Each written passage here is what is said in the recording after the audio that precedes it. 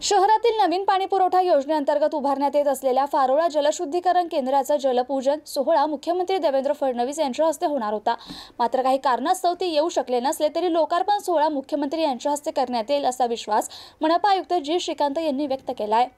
छत्रपती संभाजीनगर शहराचा अत्यंत दिवाळ्याचा असलेला प्रश्न आता कुठेतरी मार्गी लागत असल्याचं चित्र दिसून येतंय। नवीन पाणी पुरवठा योजना अनेक काम पूर्ण होत आहे। यातील फारोळा येथील जलशुद्धीकरण केंद्राचे जलपूजन सोहळा राज्याचे मुख्यमंत्री देवेंद्र फडणवीस यांच्या हस्ते होणार होते, परंतु मुंबई येथे सुरू असलेल्या जोरदार पावसामुळे ते येऊ शकले नाही, अशी माहिती महानगरपालिका आयुक्त जी श्रीकांत यांनी दिली आहे। जलपूजन सोहळ्याला जरी मुख्यमंत्री येऊ शकले नसले तरी लोकार्पण सोहळ्यात नक्की येतील असा विश्वास देखील आयुक्तांनी व्यक्त केलाय। आणि नवीन पाणी पुरवठा योजनेतील अनेक प्रकल्प अंतिम टप्प्यात येत असल्याने लवकरच शहरातील पाण्याचा भीषण प्रश्न सुटणार असून नियमित पाणी उपलब्ध होईल, अशी प्रतिक्रिया त्यांनी दिली आहे। यावेळी महाराष्ट्र जीवन प्राधिकरणचे सदस्य सचिव रंगनायक यांच्यासह महाराष्ट्र जीवन प्राधिकरण आणि महानगरपालिका पाणी पुरवठा विभागातील अधिकारी उपस्थित होते।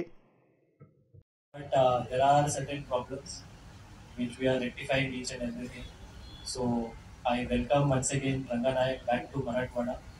सर आम्ही एवढंच सांगू इच्छितो की हे ऐतिहासिक स्कीम आहे, ऐतिहासिक नगरीमध्ये ऐतिहासिक स्कीम आहे।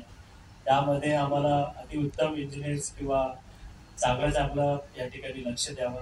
तुम्ही वारंवार यावं, तुम्हाला आवर्जून मी इकडे नान खळिया खाऊ घालेन, चांगलं खाऊ घालेन, कारण या ऐतिहासिक स्कीम पूर्ण करावंच लागणार आहे आपल्याला। आणि आता तुमची जोड आम्हाला मिळाली, आता नक्कीच मला खात्री आहे रंगनायक एक नायक मूवी पिक्चर मधला जसा निर्णय फटाफट घेऊन टाकतात तसा आल्या आता 1 महिना पण नाही झाले, सर्व जे समस्या आहेत एनजेपीचा आतापर्यंत ऍडिशनल चार्ज मध्ये दुसरे लोक होते, आता सर आल्यापासून आपल्याला आता काही चिंता नाही। ये हमारे पत्रकार को चिंता रहती है कि हमारे ऊपर ज्यादा चार्ज लगाओगे क्या, नहीं 822 कोटी सीएम सरांनी हडको जरी लोन स्वरूपात देत असेल, मोरटोरियम पिरियड 2 वर्षाची आहे, म्हणजे 2 वर्षानंतर आपल्याला चालू करायची आहे। आणि आता ज्या पद्धतीने आपण विक्रमी वसूल केली प्रॉपर्टी टॅक्स मध्ये, कारण आतापर्यंत सर्व रेकॉर्ड मोडीत काढून ऑगस्ट मध्येच आपण 158 कोटी आपण वसूल केली, ते कधीच नाही झाला। सो पानी में भी लोगों को पानी नहीं दे रहे, इसलिए हम पानी पट्टी के लिए ज्यादा आग्रह भी नहीं करते।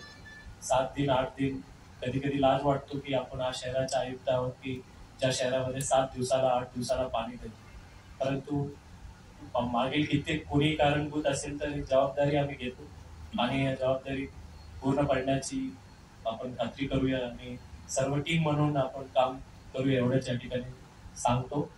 आणि